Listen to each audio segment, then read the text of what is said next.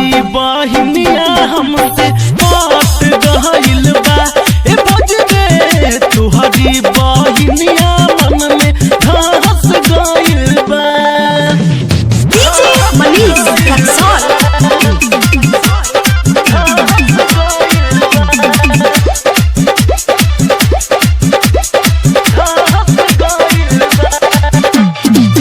आँखिया मिला के हमसे करे नैना चार हो, मोहन कर थाइली भरिया कबार हो, भरिया कबार हो।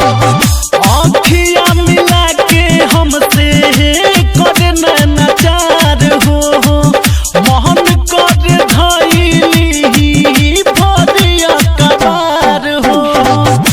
कैसे बताई भइनी दीवाना ओढ़नी जे साथ गइल बा।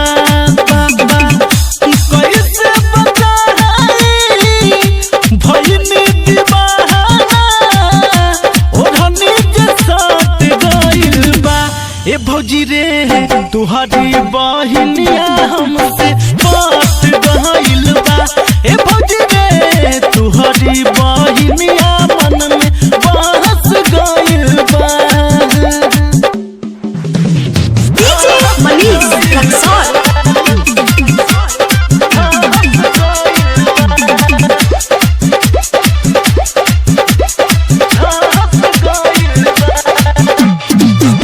कहेली तोहरे से हम कहदिल प्यार हो, तुहरे नाम करब हम ता सुरहो सिंगार हो।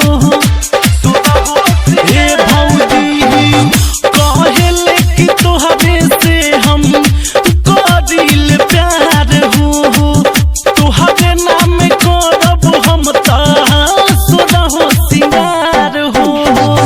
याद